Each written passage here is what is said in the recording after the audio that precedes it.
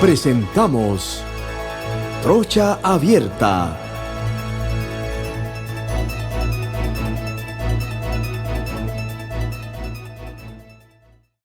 Decirle "is a la vida" es dejar que el mundo te sorprenda.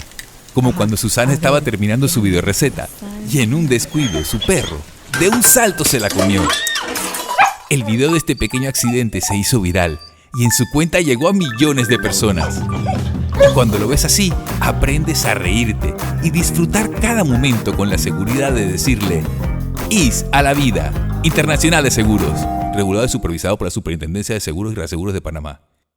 Bienvenidos a todos los que me están sintonizando a esta hora 12 del día a través de KW Continente a nivel nacional e internacional. Programa de mayor audiencia en la franja de la tarde, Trocha Abierta, Trocha Abierta. Bueno, tenemos como siempre al chino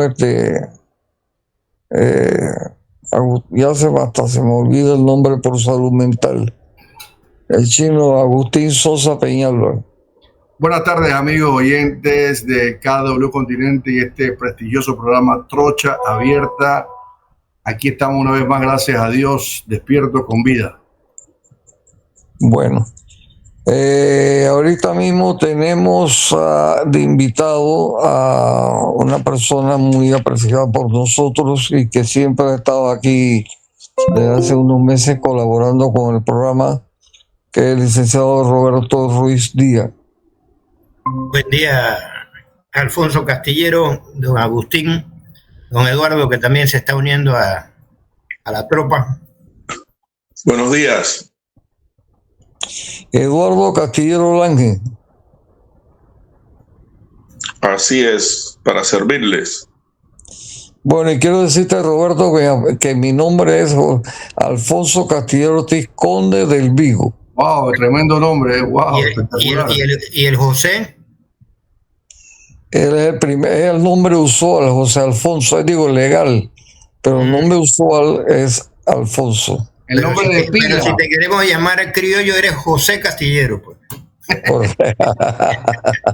El criollo, Alfonso Castillero ya es el conde de Vigo, pero José Castillero es un criollo de ahí de Chitré. Él no le pone ese nombre porque ese nombre es muy común, entonces hay que usar un nombre diferente porque él es el conde del Vigo, por eso es que él no usa el José. No, pero la familia tiene grandes personajes con el nombre de José, como mi primo José Trinidad Castillero, el mejor bisturí que ha producido la península de Azuero. Bueno, se aplaude eso. Oye, Alfonso, quiero aprovechar el momento antes de empezar la batalla aquí de lengua. Un saludo a la comunidad panameña en los Estados Unidos que nos escuchan, nos ven siempre. No sabía, me entero. De una manera muy especial quiero mandar un saludo a la señora Mónica, a su esposo Quique, hasta Florida, que diariamente nos sintoniza y no sabía, y ayer me habló. Así que un saludo cordial para mis amigos y hermanos en Cristo, Quique y Mónica, allá en Florida, y sigan escuchando fielmente este programa que siempre tratamos de dar lo mejor para que este país sea mejor. Valga la redundancia. Bueno, y este servidor Alfonso Castillero Ortiz, conde del Vigo. Y quiero decirle a Kike y a Mónica que lo que pasa es que la torrente amigo de ustedes no dice por qué no salgo en cámara de hace un par de meses. Es que estoy convaleciente, a mí me operaron la columna y estoy en cama, entonces no me parece agradable para la vista que yo esté saliendo de la otra manera, ¿no? Así que para que sepan, no le hagan caso a este tipo. Y te hicieron una cirugía plástica en la cara, por eso que no te pueden ver. Te estás arreglando la nariz y el perfil. Ay, Dios mío, todo como tiene que aguantar. Yo sé que tiene que ver la cadera con la cara, pero bueno, yo sé que estás operado, te hiciste una nariz más perfilada, ya tienes un perfil más fino, por eso que tienes que arreglarte primero. Elevemos el tono del programa, por favor. Ay, todo por culpa chino de matar. Roberto, hace 2 días estuvo con nosotros el doctor Miguel Antonio Bernal, dice que cuando hay dos abogados hay tres opiniones. Entonces, Miguel Antonio, en el análisis que hacía, nos dice que la Constitución no tiene una prohibición expresa para que el licenciado Martinelli pueda correr a la candidatura de presidente. Sí la hay para que pueda ejercer si gana. Uh-huh. ¿Qué opinas a ese respecto? Mira, lo que la Constitución tiene son los requisitos para ser candidato a la presidencia de la República. Y dentro de esos requisitos hay limitantes para ser candidato a la presidencia de la República o para ocupar el cargo de presidente. Las normas constitucionales, igual como ocurre en la mayoría de los países, normalmente son reglamentadas por la ley. La prohibición de ser candidato cuando tienes una condena de más de 5 años por delito doloso está desarrollada en el Código Electoral. El Código Electoral también contempla esa limitante. Entonces no es que la norma como tal de la Constitución se aplica directamente, sino que se busca dónde fue desarrollada. Y en materia electoral la desarrolla el Código Electoral. Y es el Código Electoral el que puede establecer dentro de las funciones del Tribunal Electoral si la persona está inhabilitada o no está inhabilitada. Lo que pasa es que aquí yo trato de ser lo más objetivo posible. Hablar de Martinelli es o estás en la derecha o estás en la izquierda. O sea, no hay, poca gente se pone en el centro para poder mirar a los dos lados y establecer que los procedimientos que tiene el Tribunal Electoral se tienen que cumplir. No son simplemente por el capricho de que salió una sentencia, inmediatamente la persona queda inhabilitada. El Tribunal Electoral debe recibir de parte de un tercero o de parte de la propia Fiscalía Electoral una acción de impugnación o una solicitud de inhabilitación de la candidatura. O sea, el tribunal no puede actuar de oficio, el tribunal actúa a ruego. Pero Roberto, me parece una necedad de que salgan los magistrados del Tribunal Electoral anunciando que no han recibido nada cuando no se necesitan 3 dedos de frente para saber que el primero que tiene que ser comunicado es la Cancillería de Nicaragua, para que ella a su vez le remita a su representante en Panamá, que es la embajadora de Nicaragua, el sentir de la ley que ahora está en firme, o que el fallo que está en firme. Mira, o sea, hay diferentes opiniones en el tema de Martinelli. Yo simplemente lo que yo me remito es a lo que en la práctica yo he vivido antes, ahora, a lo que en la práctica colegas que no tienen absolutamente nada que ver con el proceso de Martinelli ni conocen a Martinelli, pero tramitan en la jurisdicción penal y coincidimos en un aspecto. O sea, tenemos que es un solo proceso. En ese proceso sale una sola sentencia. En esa sentencia hay personas que son condenadas y personas que son absueltas. Las partes, cada uno recurre. Los que fueron condenados recurren en apelación al Tribunal Superior y los absueltos, la Fiscalía es la que apela al Tribunal Superior. Pero todo dentro de un mismo expediente. Yo no conozco de una ruptura procesal en el cual tú puedas separar y atender por separado o terminar todas las instancias por separado y decir que está en firme una sentencia cuando tú encuentras primero que el grupo que está condenado se va en casación, le niegan la casación, ese expediente remite al juzgado, pero la otra parte de ese mismo expediente todavía no se ha resuelto la apelación en el Tribunal Superior.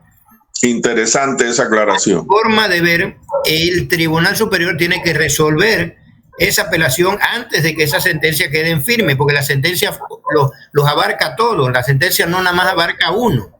Porque ¿qué sucede si el Tribunal Superior cambia la decisión y condena a esas personas que se absolvieron? Esas personas van a recurrir en casación. Y en casación digamos que tampoco se la acepta. Eso tiene que regresar al juzgado. En ese momento es cuando yo entiendo que va a quedar en firme porque se le van a notificar a todas las partes. Ahora bien, Hay otra discusión, el tema de las notificaciones personales. El Código Judicial establece que las sentencias que ponen fin a un proceso tienen que ser notificados personalmente a la persona que ha sido condenada. Por práctica, después del tema del COVID, por unos acuerdos del Pleno, establecieron que se podían hacer notificaciones por correo electrónico. Los acuerdos del Pleno no modifican una ley, porque no tienen esa fuerza de ley.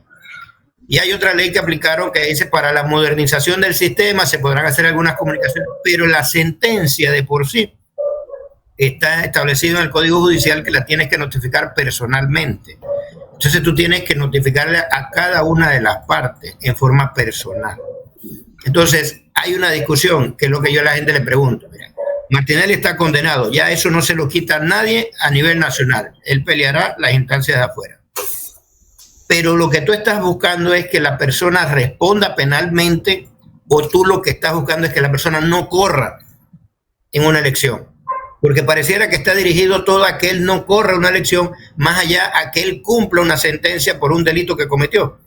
Entonces todo se ha enfocado y el Tribunal Electoral, en forma irresponsable, porque yo lo digo directamente, no tenía primero por qué convocar al vicepresidente de Martinelli a un debate cuando la misma norma que ellos hicieron establecía que solamente podían ir los candidatos a presidente. Y luego viene y lo echas para atrás. Y después tú mismo cambias la fecha. Entonces el Tribunal Electoral es el que patina solito porque él es el que incumple las normas que él mismo hizo. O sea, él pone las reglas del juego y él es el árbitro, pero él como árbitro es el que no las está cumpliendo. Entonces afectas todo el proceso electoral por una persona. Cuando tú tienes 7 candidatos que tienen el derecho de tener el respeto a todas las normas electorales y se han preparado para un debate y se han preparado para cualquier acción dentro del proceso electoral, pero el tribunal está como que, bueno, si este no viene, no hacemos esto. No, eso no funciona así.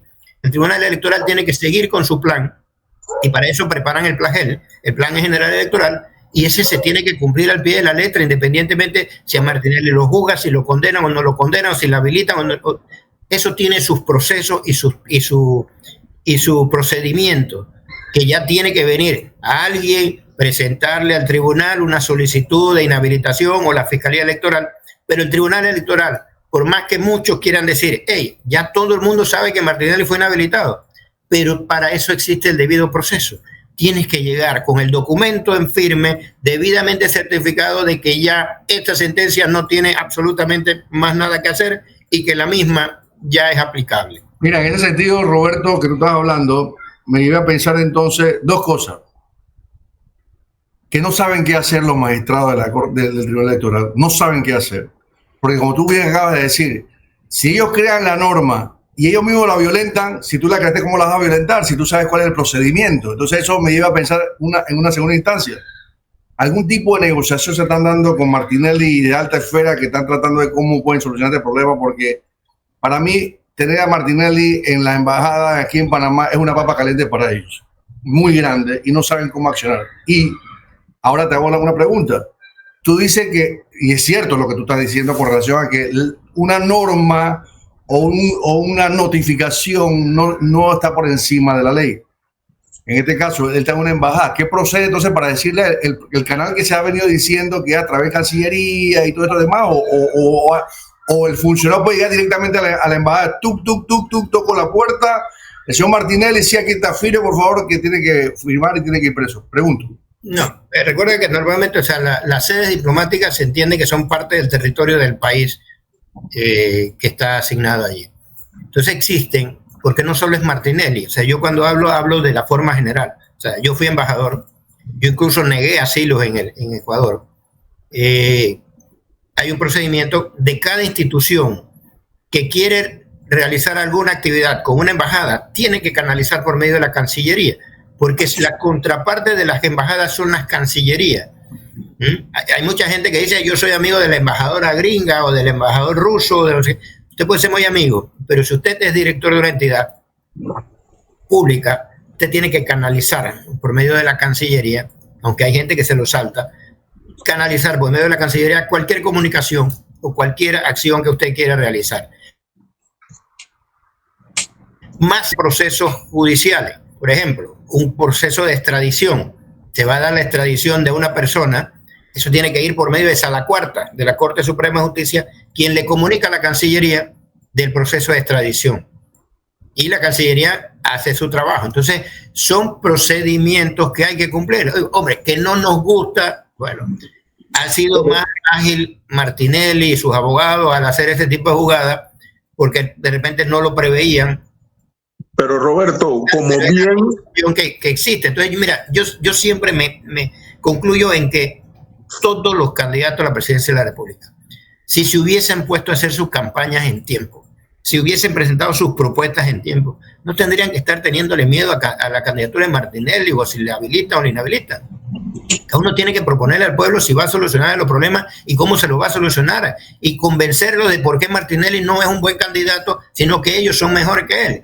Pero se han enfocado tanto en el tema este, que es lo que nos tiene. Mira, ustedes tienen experiencia en la parte electoral, conocen y tienen mucho más tiempo de repente que yo de ver este tema. Y jamás ustedes habían visto un tribunal electoral tan irresponsable, un tribunal electoral que no sabe qué hacer y un proceso electoral que está como en una incertidumbre.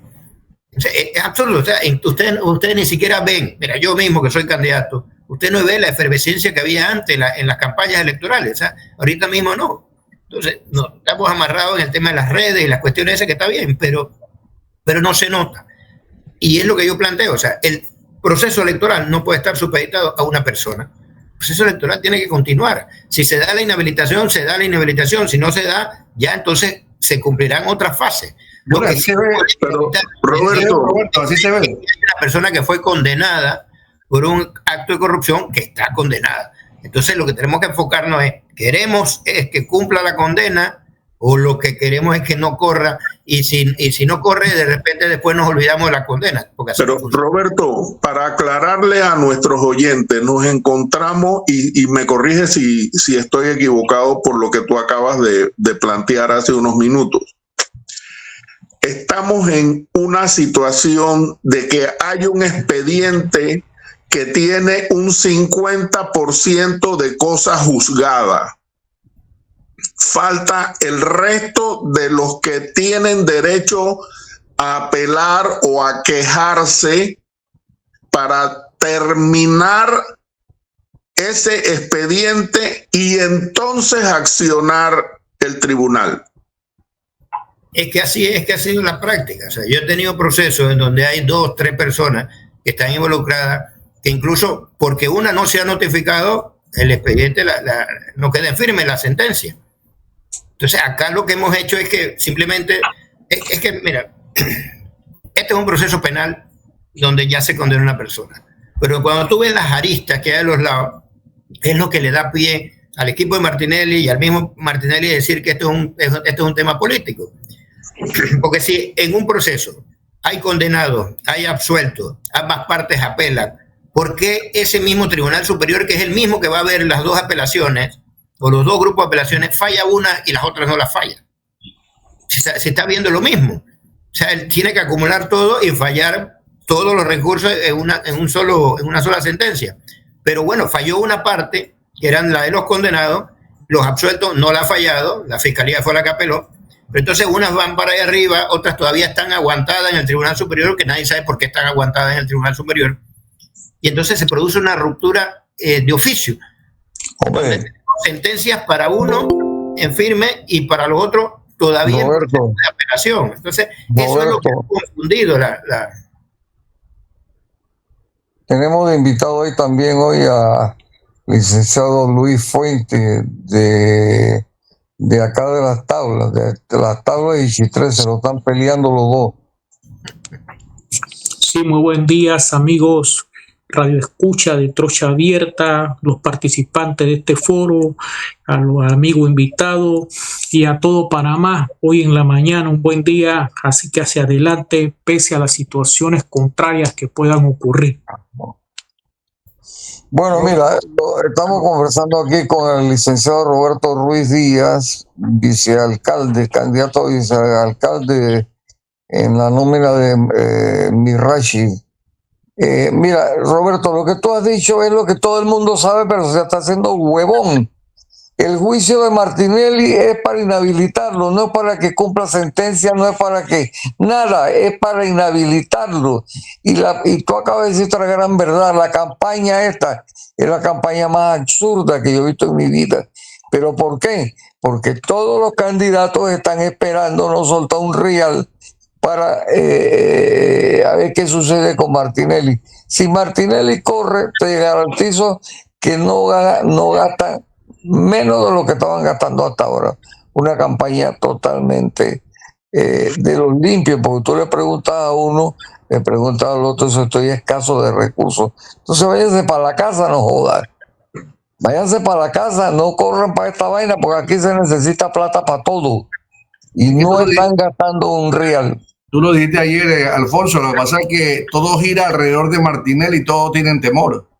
Pero no es por la pena, ni es por inhabilitarlo, por el culillo que tienen los otros candidatos, sencillamente a la candidatura de Martinelli. Entonces nos estamos haciendo, como te digo, los egipcios y los agropecuarios, de que, ay, Martinelli lo condenaron, sí lo condenaron, vayan a notificarlo, pues. Yo quiero saber cómo van a notificar personalmente a Martinelli. No, y si eso no se da, si eso no se da, yo quiero saber entonces si corre o no corre Martinelli en la campaña. Y no, y lo que dice Roberto Ruiz, que dice en este momento, que dice que si no hay una notificación de una de las partes, significa que en el conjunto, creo entenderlo así, Roberto, ¿no? En el conjunto no se puede cerrar el caso si falta uno por notificar, en este caso Martinelli. O sea, al final no se va a poder notificar si él porque es un solo expediente. Pero es que en el expediente no solo son ellos, también están los otros que están pendientes de una apelación en el Tribunal Superior. Por eso es que no sé, o sea, de repente la Corte está sentando jurisprudencia y de aquí en adelante va a poder hacer eso, condenar terminar el proceso con unos y los otros continuarlo, ¿no? O sea, yo no lo he visto eso en la práctica, pero bueno, uno no sabe, hay jurisprudencia que viene a partir del tema Martinelli. Se ha empezado a sentar un poco de jurisprudencia que yo siento que no se va a volver a repetir, pero están allí, pues. Fíjate, Luis Fuente.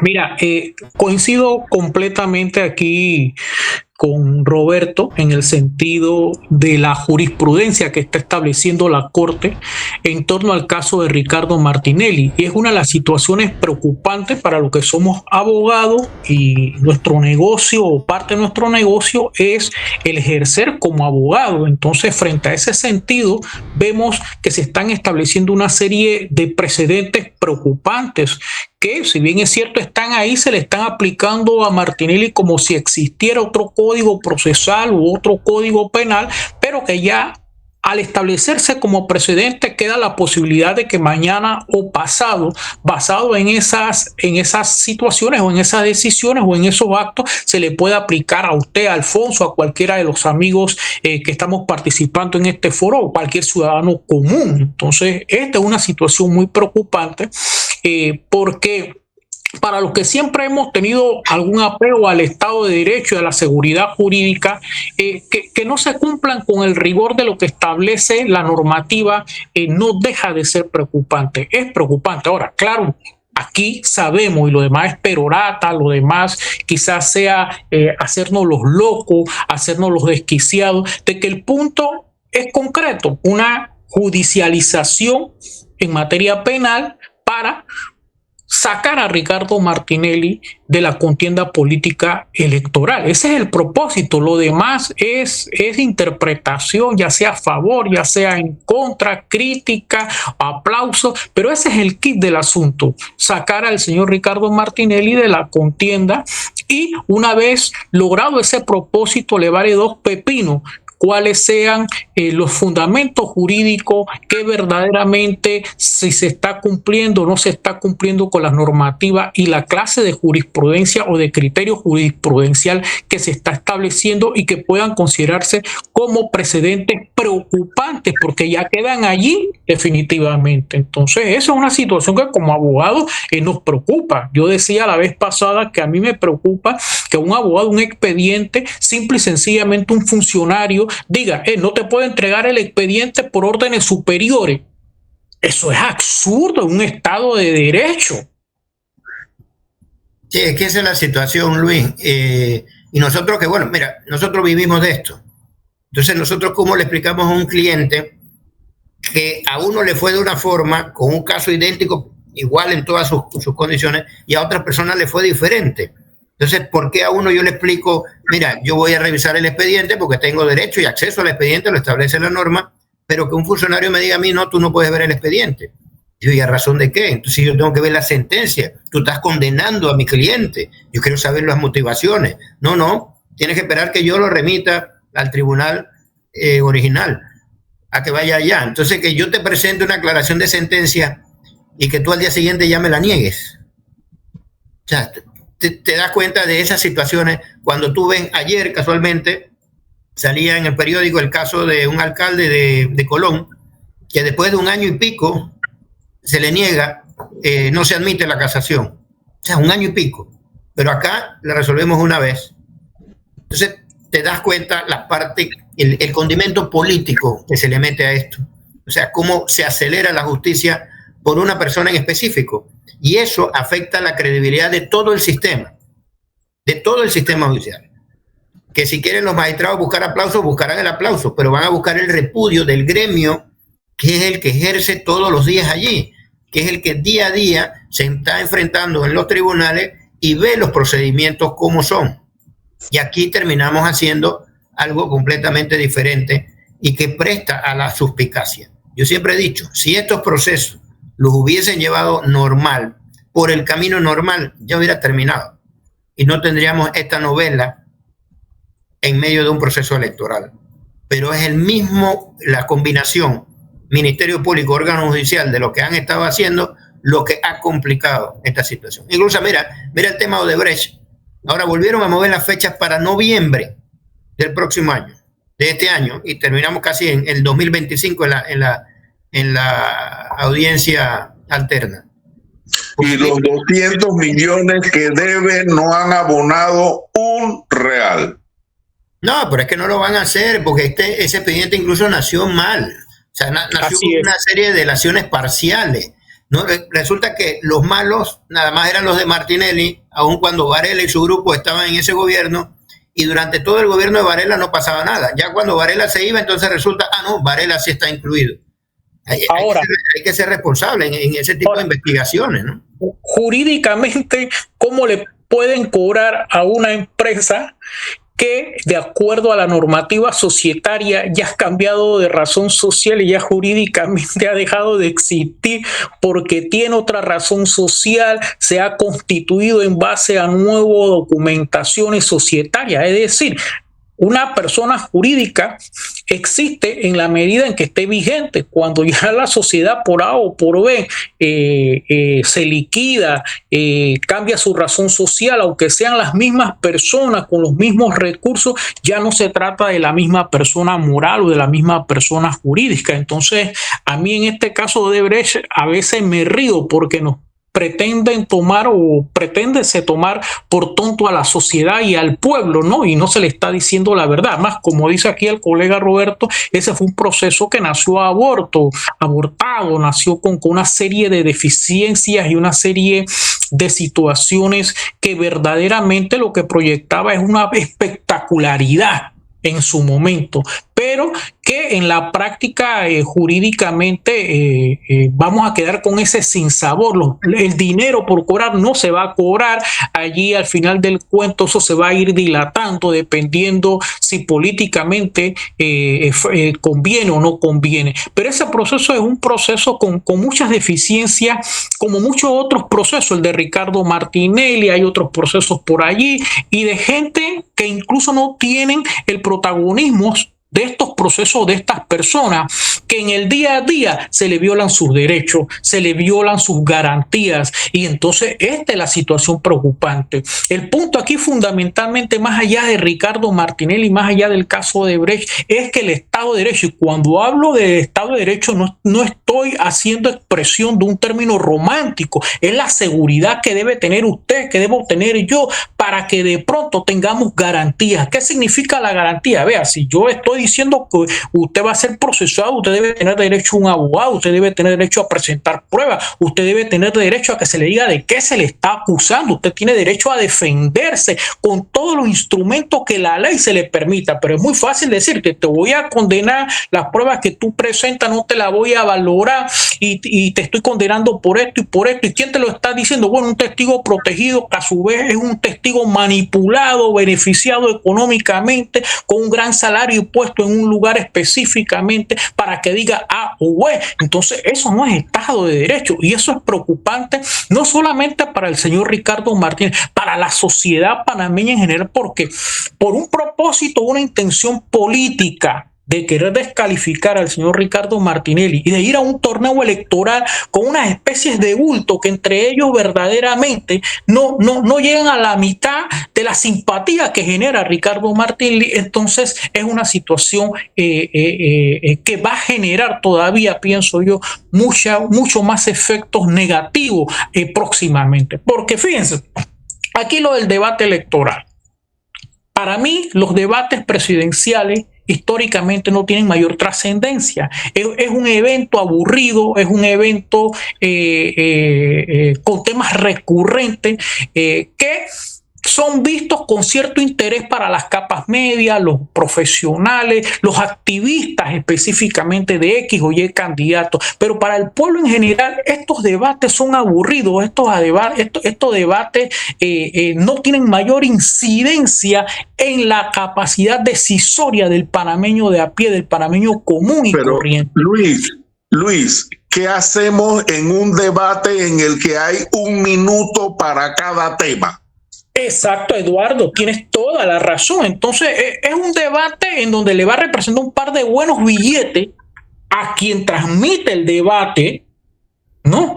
Y una publicidad parcial o relativa a quienes están participando en el debate. Fíjate, en las elecciones de Mireya Moscoso nunca fue un debate, y al final del cuento, ¿qué pasó? Se convirtió en presidente de la República la mujer. Y en otras latitudes, los candidatos con mayor popularidad y aceptación no participan de los debates, porque en la práctica los debates, salvo para las capas medias, los sectores instruidos, los activistas de los candidatos, no tiene resonancia. Es un evento que verdaderamente no tiene el efecto que de pronto se da. Sirve para que en la semana siguiente de pronto se pueda especular a favor de un candidato o de otro candidato, punto. Pero los debates en cuanto a la incidencia para que una persona diga, voy a votar porque este habla bonito, porque este dice más mentira, porque este dice cosas más fantasiosas, ni fu ni fa. El tema, Luis, es que, como tú bien dices, hoy, en este momento, tal vez años atrás era diferente, hay una casi nula credibilidad en los miembros de partidos políticos y de estos candidatos que cuando tú los escuchas cómo mienten. Y traigo a colación lo siguiente: el señor Bustamante, que fue subdirector de la Caja del Seguro Social, en una entrevista que dio, dijo que cualquier candidato que hable del Seguro Social y que va a hacer un logro es totalmente falso, porque él se reunió, él dijo, yo me reuní con todos los candidatos y le dije, lo que ustedes digan, pasa, lo que quieran decir ustedes sin conocimiento de causa, ustedes no van a solucionar el tema. Y tú escuchas por ahí diciendo a varios candidatos, sí, que el Seguro Social lo vamos a reponer, que lo sigue. Entonces ahí te das cuenta que eso pierde sentido, de que la gente lo vea. La gente lo va a mirar, creo que lo va a mirar, pero no va a ser un efecto positivo para poder tomar una decisión aquellos indecisos, porque lo que ya están decididos no va a cambiar su posición.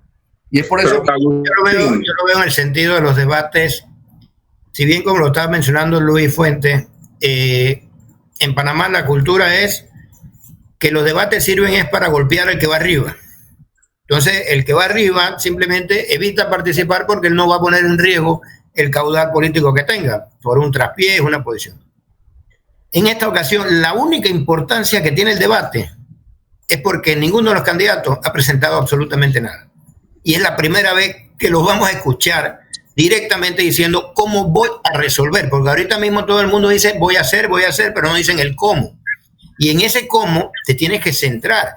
Y el tema que tú hablas de la Caja del Seguro Social, es un tema que la gente no, que el costo político, tú tienes que decir las cosas directas y sinceras. Si aquí tú tienes que subir la edad de jubilación, lo tienes que decir. Esto hay que subir la edad de jubilación por esto, esto y esto. La cantidad de cuotas que se tiene que ajustar es por esto y esto y esto.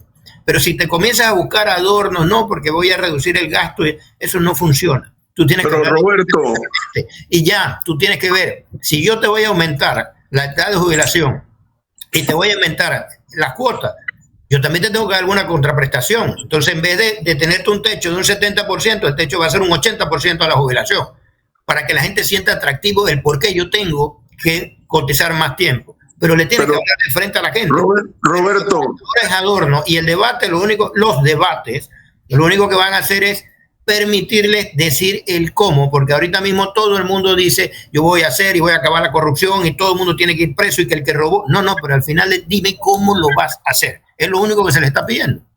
Roberto, frente a 8 años de no contar con estados financieros auditados, ¿quién puede decir nada? Es que eso es lo que está diciendo Roberto, que sea sincero. Mira el caso, mire, y lo traigo a colación. Milei cuando entró a la presidencia, ¿qué dijo? No hay plata. Sin embargo, se reportó ya un superávit dentro de la economía argentina. Pero fue sincero. Aquí no son sinceros. Aquí engañan a la población diciendo que no va a tener problemas de medicina, pero no entran al fondo para ver cómo puedo solucionar. Como dice Roberto, hay que decirle a la gente, la única manera de salvar esto, tengo que aumentarte, pero con este aval. Pero tú mencionas al licenciado Bustamante. En esa misma entrevista, el licenciado Bustamante dijo del fracaso de la reunión esa que convocaron, en el que él dice que todo el que llegó ahí fue buscando a ver qué había para mí. Sí, pero es el clásico problema que tenemos con los funcionarios. Cuando estás en el puesto no dices nada. Cuando sales, eres el sabio. O sea, Bustamante, estando en el puesto, él tenía que decir qué es lo que había. Mira, yo estuve en la Caja del Seguro Social. Yo fui asesor de Alfredo Martí por pocos meses, porque lo obligaron a que me sacara, porque yo empecé a investigar un montón de cosas dentro de la Caja del Seguro Social. Y ahí no teníamos estado financiero. Se habilitó lo que era la cafetería de la Caja del Seguro Social, de las oficinas principales, para meter a toda la gente de la Contraloría para que levantaran las auditorías y poder tener los informes de auditoría para que los estados financieros se pudieran sustentar. Porque ¿de qué te servía tener actuarios si no tienes los estados financieros, si no tienes los años auditados? Y nosotros estuvimos ahí en el 2018 y la auditoría que se estaba haciendo venía del 2014, 15, 16, 17. O sea, avanzamos todos esos años para que en el 18 tener algo para poder. Entonces, pero no nombraban. Pero, oye, perdona que le interrumpa. Que era el tema, era que la Caja del Seguro la han agarrado de botín político. Oye, ahí llegaba instrucciones de presidencia para nombrar gente, 100, 150 todos los meses, 200 meses. Y yo le decía a Alfredo Martí, oye, en todas las instituciones que yo he trabajado, lo que se adopta es que se vota gente para nombrar gente, pero aquí no se vota nadie y se sigue nombrando gente. ¿Y dónde las metemos? ¿En qué posiciones las metemos? Entonces tú no puedes funcionar con una institución de 35,000 personas cuando la mayoría del personal no es médico, no es de salud, sino meramente administrativo con doble funciones. Yo dejé preparar un reglamento interno en la Caja del Seguro Social, modificado, consensuado con gremio, y la Junta Directiva no nos lo quiso pasar. Y ahí seguimos con ese reglamento interno en donde tú tienes, si votas a una persona, esa persona tiene derecho a 5 recursos y no terminas nunca porque en 30 días, si no has resuelto, prescribe la acción. Así armaron ese reglamento interno para que no pase absolutamente nada y por eso no pasa nada. Y yo lo dije, la Caja del Seguro Social, si yo fuera director, el 30% de la planilla se va, porque tú tienes que salir de todo ese personal que no está haciendo absolutamente nada, pero eso no te lo va a decir un candidato a la presidencia porque va a perder votos.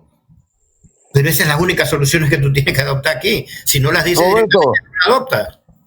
yo entiendo que el tema del Seguro Social es interesante, apasionante, etcétera, pero nos desviamos por completo del tema de Martinelli, porque dentro de 2 meses nosotros vamos a tener un nuevo gobierno y tenemos que resolver la situación política de Panamá.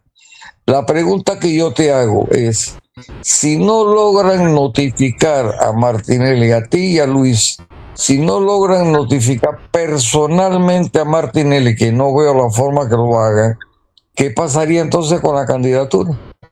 A él lo van a notificar vía edicto, igual que han hecho todas las otras actuaciones. Por eso que yo siempre he terminado diciendo que este proceso de Martinelli va a terminar en la Corte Interamericana de Derechos Humanos, y me arriesgo a decir que la Corte va a decir que se violó el debido proceso y no va a haber ni siquiera condena, pero se va a lograr el objetivo inicial, que es la parte política, que es la de inhabilitación.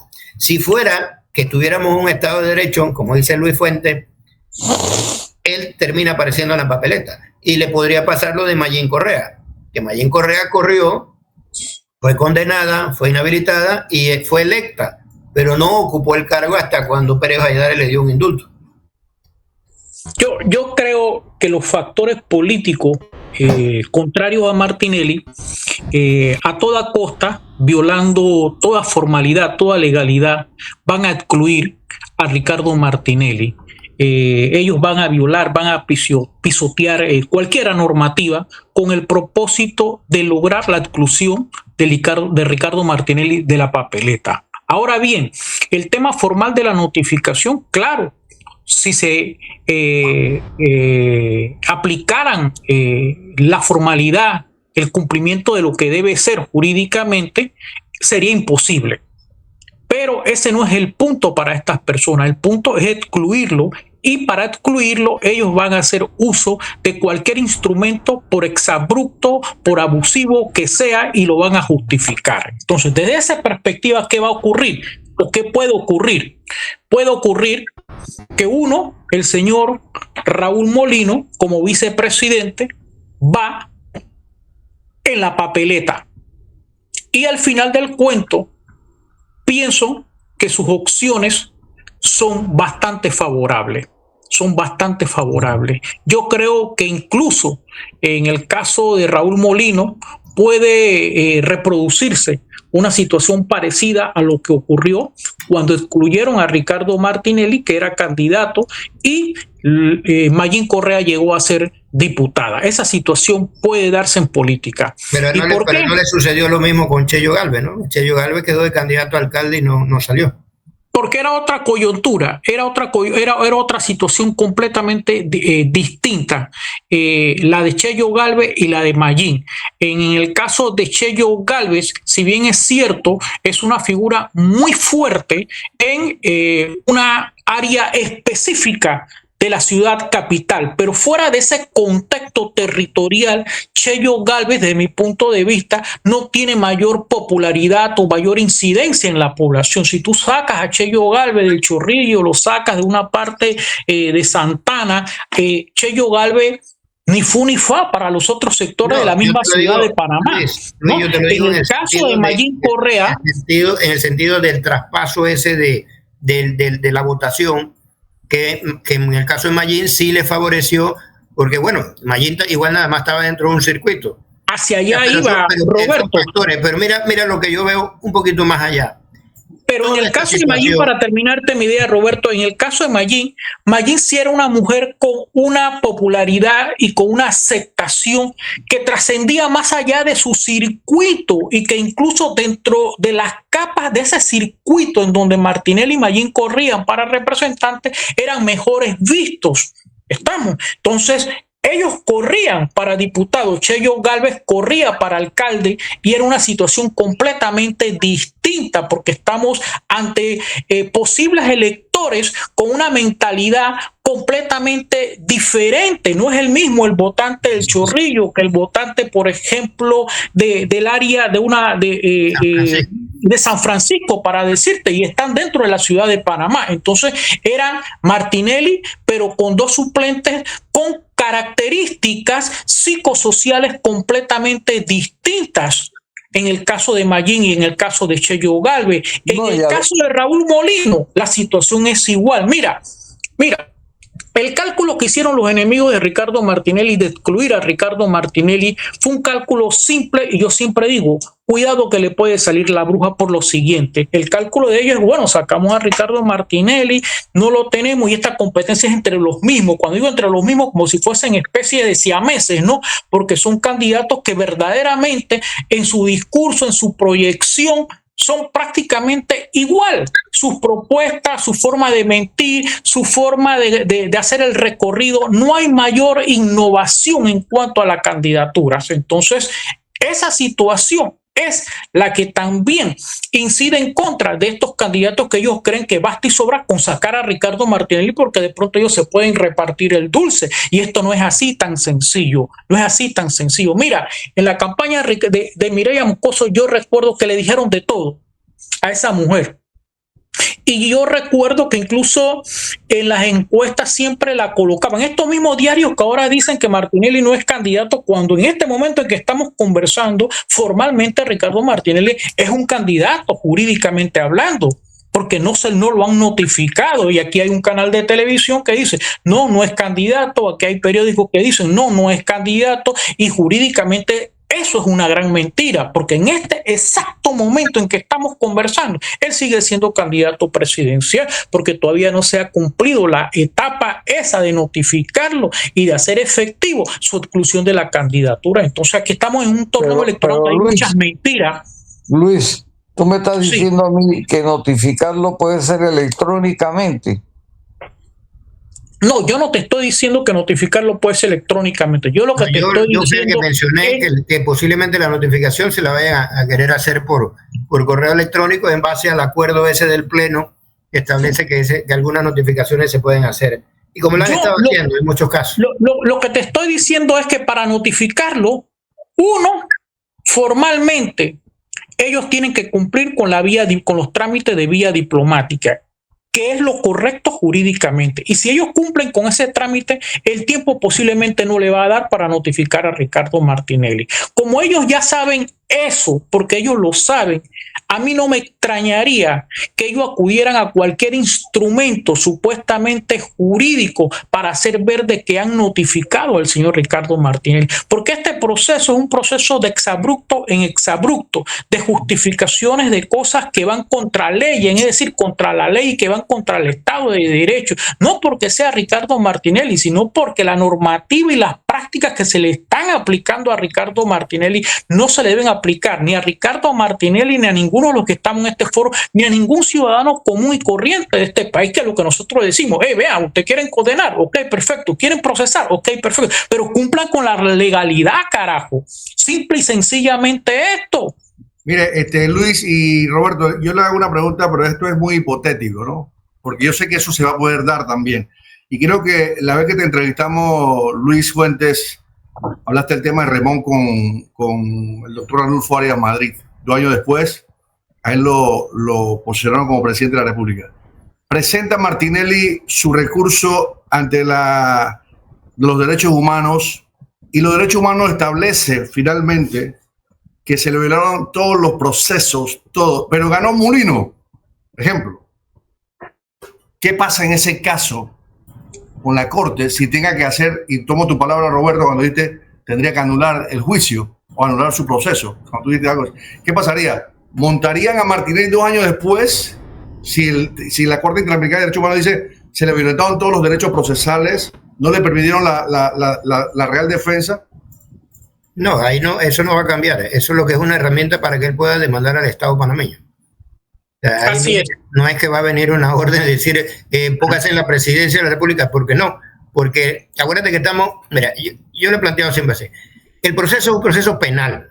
En la sentencia no se hace mención alguna de tribunal electoral ni de inhabilitación para ser candidato, o sea, no guarda relación alguna con la parte electoral. ¿Por qué? Porque el órgano judicial te está juzgando penalmente, independientemente de los tiempos electorales. Si no estuviéramos frente a una elección, nadie estaría hablando de inhabilitación. Estaríamos hablando de que queremos que se condene y que vaya preso y que lo lleven con grillete y con cuanta cosa. Eso estaríamos hablando. Pero como hay un proceso electoral en marcha, la gente habla de la inhabilitación. Por eso que la gente usa la figura. Entonces, en una instancia internacional, lo único que hace es que simplemente dicta esa decisión y eso le da la herramienta a Martinelli de demandar al Estado por todos los daños y los perjuicios que le ha ocasionado, le ocasionó toda esta acción, y de ahí valorarán el tema de ser presidente, de todo eso. Como papa caliente que es ahora mismo Martinelli, como es papa caliente, porque no saben qué hacer, porque jurídicamente no saben qué hacer. Resulta ser que llega el vencimiento y él va a la elección y él sigue la papeleta porque no lograron el tema. Mira, la papeleta la están aguantando. Por eso. La papeleta supuestamente la van a tirar a mediados de marzo. Pero yo soy uno de los que apuesto que a él lo van a inhabilitar, pero va a aparecer en la papeleta. O sea, van a tirar la papeleta, lo van a inhabilitar, pero la foto de ese señor va a aparecer en la papeleta. Pero yo creo que ese es uno de los temores que tiene mucha gente. Que aparezca la lista de él ahí en esa papeleta y el votante lo ubique. Yo planteo lo siguiente, por la situación como está viviéndose, porque yo lo que yo siempre he considerado que el tribunal no sabe qué hacer, porque incluso en el comunicado que dio Juncás, el tribunal sí sabe qué hacer, lo que pasa es que no lo quiere hacer. Exactamente. Juncás dijo lo siguiente: una vez que recibamos la inhabilitación, vamos a hacer la notificación, vamos a hacer la inhabilitación, pero puso una palabra muy clave en su boca: a través de los procesos que haya que dar. O sea, como que hay una instancia que de pronto Martinelli podrá hacer. Es que es lógico, yo lo expliqué en el programa en contexto. Hay un acto administrativo mediante el cual se le reconoció a él la candidatura. Correcto. Ese acto administrativo, tú tienes que dejarlo sin efecto mediante otra actuación, que es una que tiene que emitir el propio Tribunal Electoral. O sea, no se queda sin efecto así. O sea, tú el acto administrativo no lo dejas sin efecto porque salió una sentencia. Ahora, Roberto, mira, hay una situación que quisiera acotar. El tema de las jurisdicciones es fundamental porque los amigos radioescucha, el panameño común, de pronto, cuando nosotros técnicamente nos expresamos, de pronto hay términos y hay palabras que no la interpretan o no la captan, no porque sean ignorantes, sino porque son términos técnicos jurídicos que de pronto incluso algunos abogados de pronto en esta coyuntura de Martinelli se dan a la tarea de exponerlas con intenciones políticas y no en el contexto jurídico que debe ser. Entonces, aquí el tema de las jurisdicciones es importante. El caso de la sentencia con ese contenido condenatorio contra Ricardo Martinelli corresponde a la jurisdicción penal. Eso es una cosa. El tema de la candidatura de Ricardo Martinelli corresponde a la jurisdicción electoral. Son dos jurisdicciones completamente distintas, dos ámbitos temáticos y con competencia completamente diferente y autónoma. La sentencia, como bien dice Roberto, es de carácter penal. Bueno, ahí está la sentencia, perfecto. Si no existieran elecciones en este momento, única y sencillamente, gran parte de la población estaría hablando de que, bueno, si va a la cárcel o no va a la cárcel, punto. Pero estamos en una coyuntura electoral, sí. Una pregunta para ti y para Roberto. En el escenario que plantea Agustín, sale la foto de Ricardo Martinelli y la cantidad de ganchos que se le ponga a esa foto, ¿qué van a ser los votos? ¿Nulos? Agrego algo más, antes que conteste, agrego algo más, que esa es la misma línea que quería preguntar en este momento. Es la misma línea. Pongamos el tema de está la foto. Pero pongamos que en el tiempo no se pudo inhabilitar y se mantiene como candidato, pero hay un tema de una sentencia penal. ¿Qué pasaría entonces? Porque si al final él va a los derechos humanos, él gana las elecciones, pero el 180 dice algo y 2 años después dice el señor le obstaculizaron todos los procesos penales.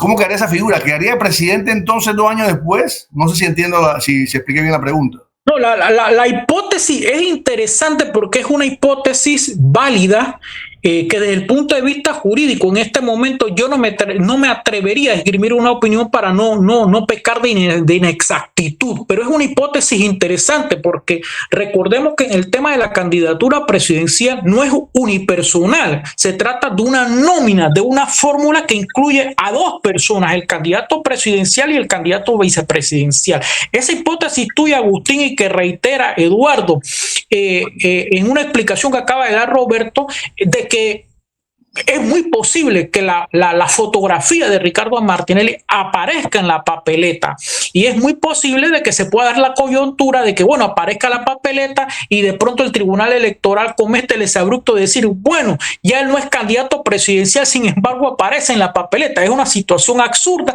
pero que se puede dar tomando en cuenta la cantidad de absurdos que se han venido dando en este torneo electoral.